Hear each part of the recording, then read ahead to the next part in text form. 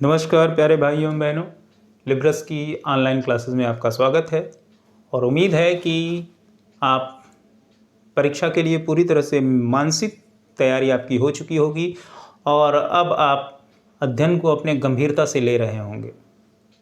बहुत कम समय आपको मिलेगा, ये जान लीजिए। आपको लग रहा हो कि परीक्षा बहुत दूर है, बहुत समय है आपके पास, तो आपको ये भ्रांति है, आप भ्रम में हैं। जिस तरह से आयोग कार्य कर रहा है, जिस तरीके से सरकारी की भर्ती संस्थाएं कार्य कर रही हैं, उसमें ये मान के चलिए कि विज्ञापन आने के बाद आपको बहुत ज़्यादा समय नहीं मिलेगा और परिस्थितियां चाहे जो हों, कोई सुनवाई भी नहीं होने वाली है कि परीक्षा टल जाए। इसलिए आप वस्तुस्थिति की गंभीरता को सोचते हुए पूरी गंभीरता से अध्ययन भी करिए।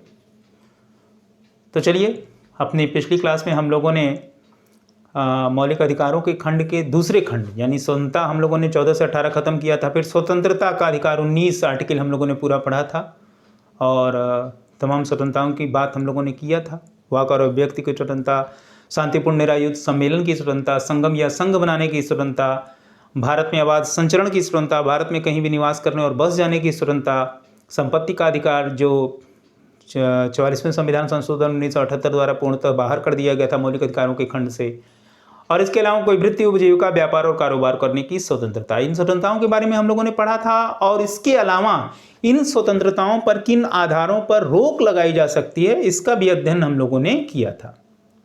यानी कि अनुच्छेद 19(2), 19(3), 19(4), 19(5) और 19(6).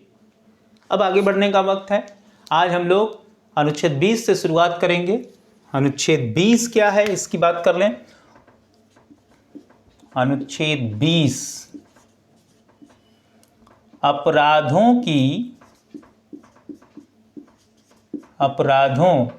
की दोष सिद्धि, दोष जो सिद्ध हो जाए, दोष सिद्धि के संबंध में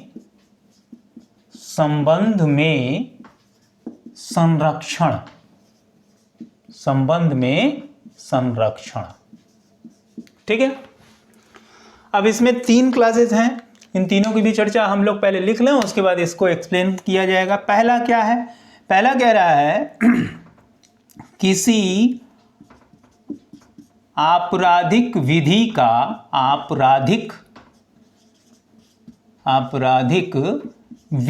का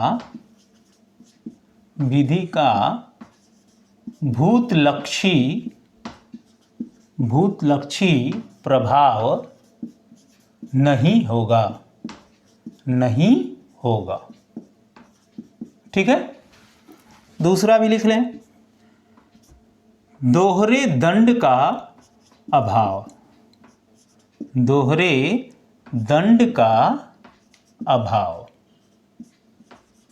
ठीक है।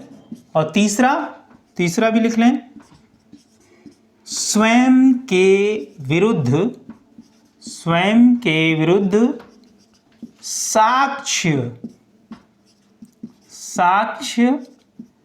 देने के लिए बाध्य नहीं किया जाएगा।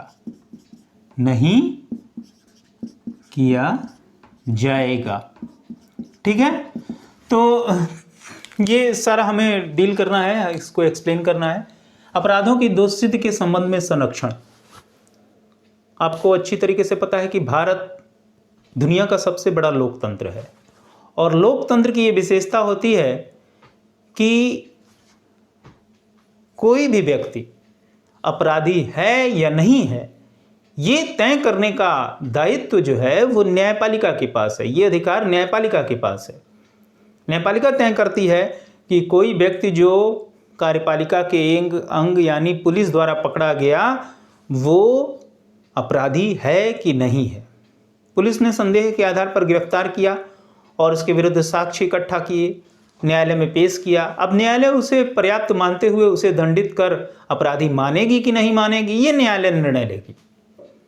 इसमें कार्यपालिका का रोल नहीं है। इसके अलावा अपराधी कौन? अपराधी वो जो राज्य द्वारा बनाए गए विधि अनुसार किसी कार्य के लिए अपराधी माना जाए, यानी कि विधि जिस कार्य के उल्लंघन या कार्य के किए जाने पर अपराधी मानता हो, वही व्यक्ति अपराधी माना जाएगा। आज मान लीजिए ये कानून नहीं है कि आप सड़क पर 2 मिनट 5 मिनट खड़े रह सकते हैं, 10 मिनट खड़े रह सकते हैं, लेकिन कल को अगर ये कानून बन जाए तो आप आज खड़े रह सकते हैं, लेकिन कल को अगर ये कानून बना दे संसद कि भाई 10 मिनट से ज़्यादा जो सड़क पर खड़ा रहेगा उसको जो है मान लिया जाएगा कि उसने कानून का उल्लंघन किया और उसे 5,000 रुपया जुर्माना देना पड़ेगा। तो आज तक तो वो कोई अपराध नहीं था, लेकिन कानून बन जाने के बाद क्या हो जाएगा, वो एक अपराध की श्रेणी में आ जाएगा। यानी अपराध का तात्पर्य है कि किसी बनाए गए कानून का उल्लंघन होता हो तो वो अपराध की श्रेणी में आएगा। अब इसमें क्या कह रहा है, कह रहा है कि किसी आपराधिक विधि का भूतलक्षी प्रभाव नहीं होगा। मतलब आपराधिक विधि क्या है? आपराधिक विधि से तात्पर्य है कि किसी अपराध के लिए दंड का प्रावधान किया गया हो, किसी चीज को अपराध घोषित किया गया हो और उसके लिए जब अपराध होगा तो उसके लिए दंड का भी प्रावधान होगा। ठीक है ना? तमाम विधियां बनती हैं, तमाम कानून बनते हैं, लेकिन सारे कानून अपराध के संदर्भ में बने ये आवश्यक नहीं है। अपराध के लिए अलग कानून है और अन्य चीजों के लिए अलग कानून है ना? तो आपराधिक विधि का संदर्भ है कि किसी चीज को अपराध मानते हुए उसके लिए दंड का प्रावधान किया जाए। तो क्या कह रहा है कि किसी आपराधिक विधि का भूतलक्षी प्रभाव नहीं होगा। भूत मतलब पास्ट, जो बीत गया है ना? तो कह रहा है कि भूतलक्षी प्रभाव नहीं होगा, यानी कि आपराधिक विधि का, यानी कि कोई कानून पास्ट से लागू नहीं किया जा सकता। अब जैसे मैंने आज को बताया कि आप 10 मिनट से ज़्यादा सड़क पर खड़े रहे तो आज ये कानून बन जाता है कि ये एक अपराध होगा और इसके लिए 1 माह की कारावास या 5,000 रुपये जुर्माना देना होगा। अब सवाल ये है कि आज के पहले तो ये कानून नहीं था, आज अगर कानून बना है तो क्या हम इसे पास्ट से, यानी मान के चलें कि आज मान लीजिए अगर 25 अगस्त है, 26 अगस्त है, 24 अगस्त है, तो मान लीजिए अगर 24 अगस्त आज है तो 24 अगस्त से ये कानून बना कि भैया आप 10 मिनट से ज़्यादा सड़क पर नहीं खड़े रह सकते, ये दंड मिलेगा, इसके लिए कैद भी हो सकती है। तो अब ये 24 अगस्त को कानून बन रहा है, तो क्या हम इसे, चूंकि ये अपराध घोषित कर रहा है किसी कार्य को, तो क्या हम इसे 24 अगस्त की जगह अप्रैल, मई, जून या इसके 23 अगस्त, ये इसके पूर्व की तारीखों से लागू कर सकते हैं? नहीं कर सकते। क्यों? क्योंकि ये संविधान सीधे सीधे उसको रोक रहा है कि अगर अपराध के संदर्भ में कोई कानून बना रहे हैं तो इसे पास्ट से इंप्लीमेंट नहीं कर सकते, भूतलक्षी प्रभाव नहीं हो सकता। अब कितने लोगों ने 10 मिनट खड़े रहे होंगे सड़क पे, तो उनको तो पता नहीं था कि भाई ये अपराध आगे चल के घोषित होगा, तो आप ऐसे सारे लोगों को जेल में ठूस दो, है ना? तो ये गलत होगा, मौलिक अधिकारों का उल्लंघन होगा। तो किसी आपराधिक विधि का भूतलक्षी प्रभाव नहीं होगा। और जो दंड दिया जाता है, जब जैसे पहले क्या था, रेप के लिए अधिकतम 7 वर्ष की कारावास का दंड दिया जाता था, लेकिन दिल्ली का जब निर्भया कांड हुआ उसके बाद पूरे भारत पे जो आक्रोश पनपा उस कांड को लेकर, उस रेप को लेकर, तो एक अभियान सा चला कि जो रेपिस्ट हैं, जो बलात्कारी हैं, उनको मृत्युदंड दिया जाए। और अंततः सरकार भी विवश हुई और सरकार ने अब कानून बना दिया कि भैया अगर रेप में इन्वॉल्व हो तो आपको मृत्युदंड दिया जा सकता है। अधिकतम सजा क्या हो सकती है? मृत्युदंड तक दिया जा सकता है। तो ये पहले तो नहीं था, ये अब बना है ना? तो अगर जो लोग इसमें, इस कानून के बनने के पहले मुकदमा, आप जानते हो कि ऐसा नहीं है कि आज पकड़ा गया और कल को निर्णय आ गया, जजमेंट सुना दिया कोर्ट ने। टाइम लगता है, 5 साल, 10 साल, 15 साल, 20-20 साल लग जाते हैं। अब इन बिटवीन अगर मान लीजिए आज ये कानून है कि किसी रेपिस्ट को मृत्युदंड दिया जा सकता है, तो अब अगर उसने आज ही कानून बना था और उसने 20 अगस्त को ये काम किया था और उसको सन 2025 में सजा सुना रही है न्यायालय, तो कौन सा सजा सुनाएगी? अधिकतम 7 वर्ष। क्यों? क्योंकि जिस वक्त अपराध घटित हुआ उस वक्त उस अपराध के लिए अधिकतम सजा क्या थी? 7 वर्ष। बाद में 4 दिन बाद भले कानून बदल गया, लेकिन जिस वक्त अपराध हुआ था वही सजा उसको दी जाएगी। ये आर्टिकल यही कह रहा है। ना तो आप कानून बना सकते हैं पहले की तिथियों से, और न ही पहले की तिथियों के अनुसार आप या बाद की तिथि के अनुसार आप दंड दे सकते हैं। ठीक है, मेरे ख्याल से क्लियर है आपका कि किसी आपराधिक विधि का भूतलक्षी प्रभाव नहीं होगा। दूसरा, दोहरे दंड का अभाव, यानी किसी भी न्यायालय द्वारा एक अपराधी को किसी अपराध के लिए अगर एक बार दंड दिया जा चुका है तो उसे उसी अपराध के लिए न्यायालय द्वारा दोबारा दंडित नहीं किया जा सकता। थोड़ा सा इसमें माइंड रखने की एक चीज़ आपको याद रखनी है कि विभागीय कार्रवाई, मान लीजिए कोई ऑफिस में कोई घोटाला हो रहा है और उसमें वो पकड़ा जा रहा है, तो ऑफिस में जो उसको दंड मिल रहा है वो दंड और फिर न्यायालय का दंड ये अलग हो जाएगा। यानी विभाग ने जो दंड दिया वो अलग है, वो ये नहीं माना जाएगा कि एक बार दंडित हो गया, न्यायालय द्वारा दंडित किया गया हो इस तरह से। तो एक बार न्यायालय द्वारा दंडित किया जा चुका हो तो दोबारा उसे दंडित नहीं किया जा सकता। ठीक है ना। एक बहुत फेमस, एक बहुत अच्छी मूवी थी इस पर, अंधा कानून, जिसमें अमिताभ बच्चन का एक कैरेक्टर था जिसमें वो फॉरेस्ट रेंजर बने हुए हैं। चूँकि बहुत आसान है आपको याद रखना इस चीज़ को, इसलिए मैं इसको कनेक्ट कर रहा हूँ अपनी क्लासेस में। मैं लगातार इसको बताता हूँ और आनंद भी आता है बच्चों को।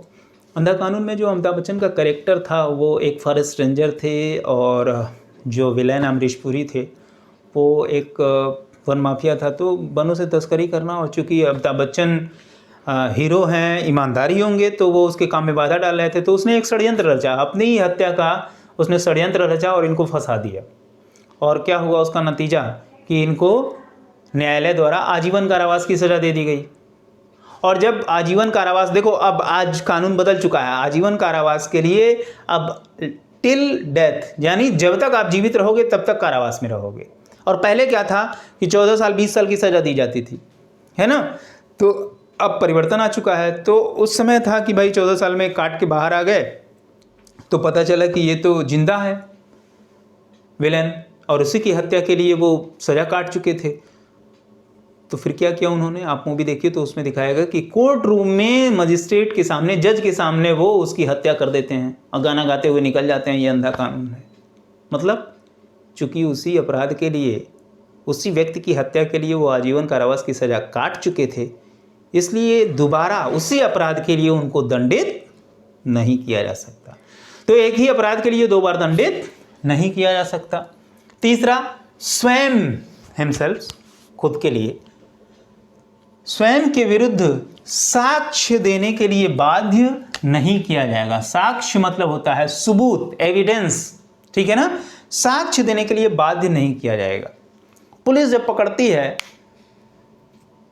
तो आपको ये बाध्य नहीं कर सकती, जबरदस्ती आपको अपराध कबूलना पड़े, ऐसा पुलिस कर नहीं सकती कि आप कबूल कीजिए। आप स्वयं से कबूल कर सकते हैं, लेकिन आपको जबरियां कबूल नहीं करवाया जा सकता कि तुम कबूलो कि तुमने जो है ये अपराध किया है।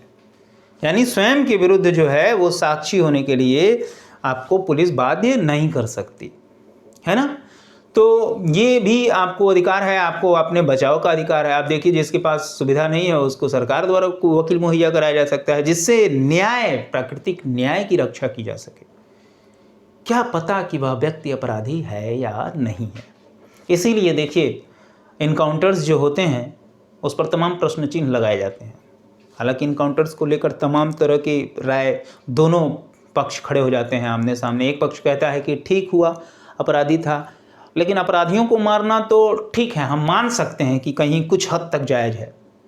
जो चुंगल में फंसते नहीं हैं चलो उनको निपटा दिया, लेकिन कुछ इनोसेंट लोग भी मारे जाते हैं, कुछ ऐसे मासूम लोग मारे जाते हैं जो अपराधी नहीं है और पुलिस उसे इनकाउंटर का रूप दे देती है।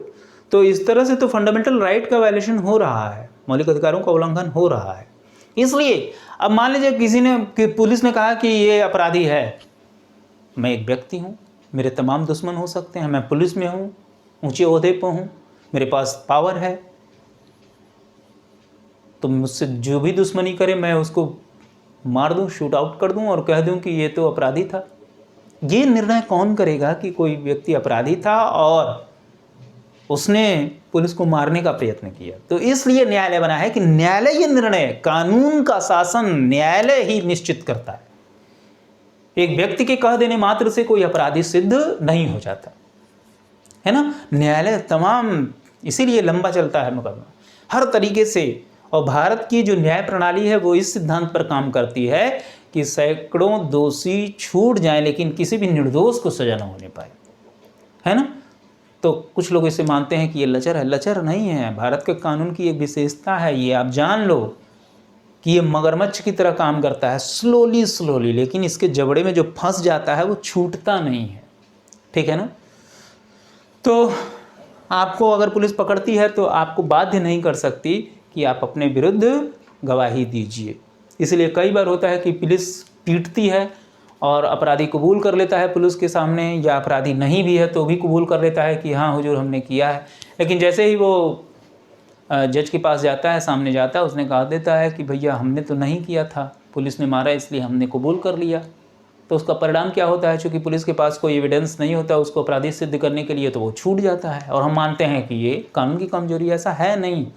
अगर ईमानदारी से काम किया जाए तो कोई भी अपराधी छूटेगा नहीं। चलिए, तो ये जो तीनों थे हमने आपको समझाने का प्रयास किया। मुझे लगता है कि आपको समझ में भी आ गया होगा कि किसी आपराधिक विधि का भूतलक्षी प्रभाव नहीं होगा, दोहरे दंड का अभाव, और स्वयं के विरुद्ध साक्ष्य देने के लिए बाध्य नहीं किया जाएगा।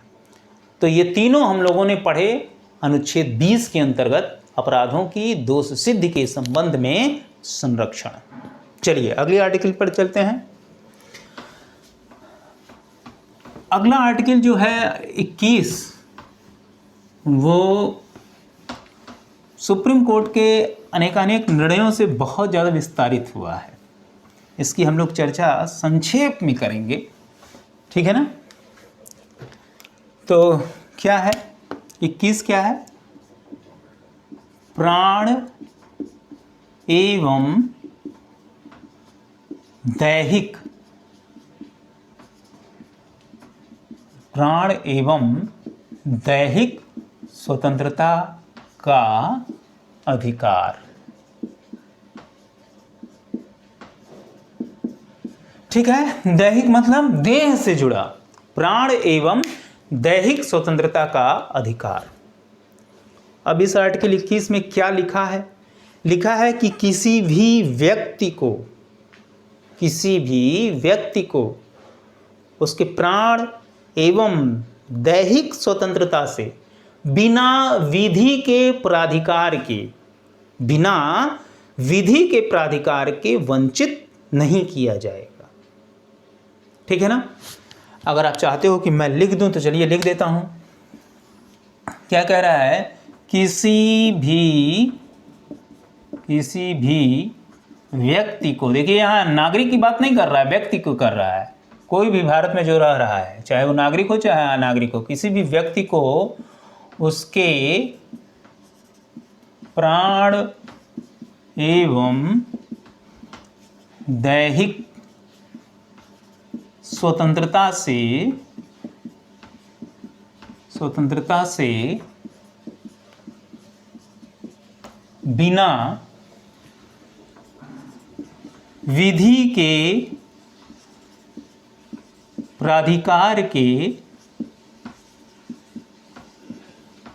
बिना विधि के प्राधिकार के वंचित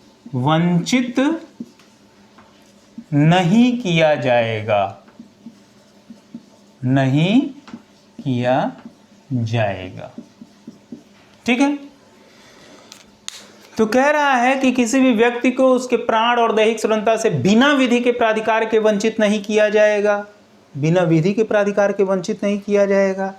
क्या मतलब हुआ इसका? क्या ये आर्टिकल ये कह रहा है कि विधि का प्राधिकार हो, विधि का अधिकार हो, तो आपको आपके प्राणों से वंचित किया जा सकता है? क्या लगता है आपको? विधि किसी के प्राण ले सकती है?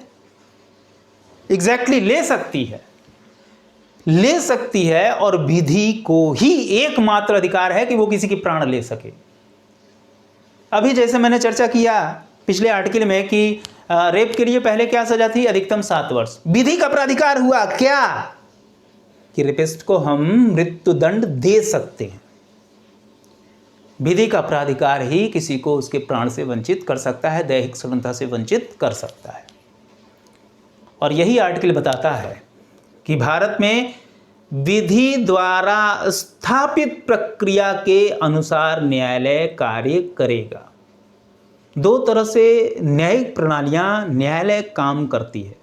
एक विधि द्वारा स्थापित प्रक्रिया है और दूसरा विधि की सम्यक प्रक्रिया। ठीक है ना? विधि द्वारा स्थापित प्रक्रिया क्या है?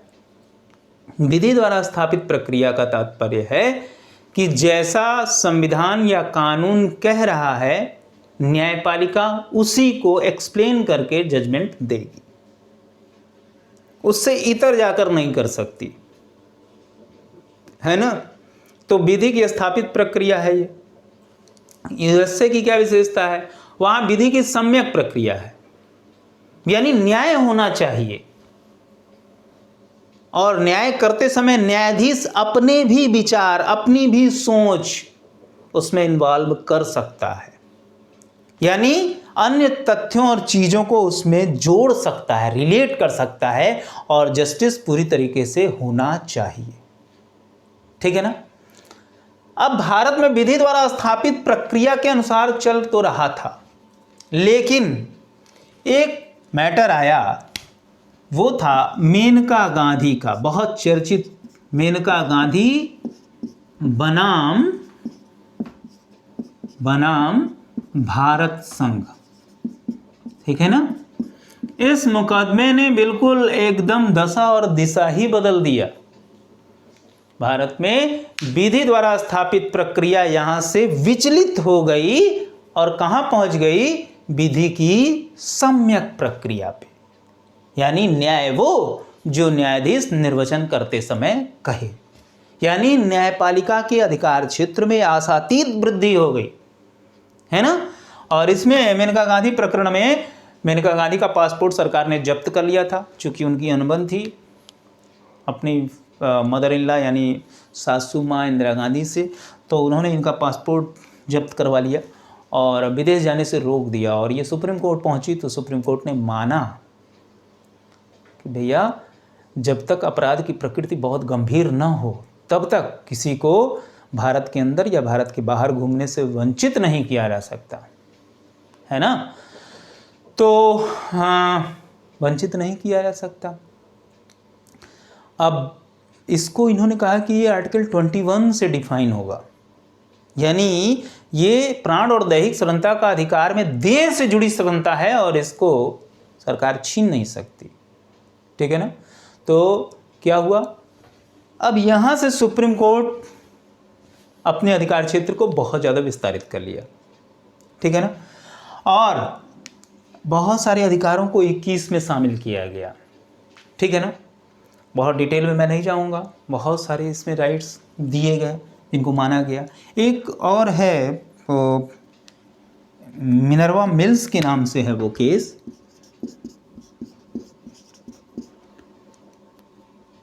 मिल्स। इस केस में सुप्रीम कोर्ट ने माना था कि अनुच्छेद 21 में ही शिक्षा का अधिकार सन्निहित है। अब उन्होंने क्या कहा? उन्होंने कहा कि देखो भाई, चूंकि आर्टिकल 21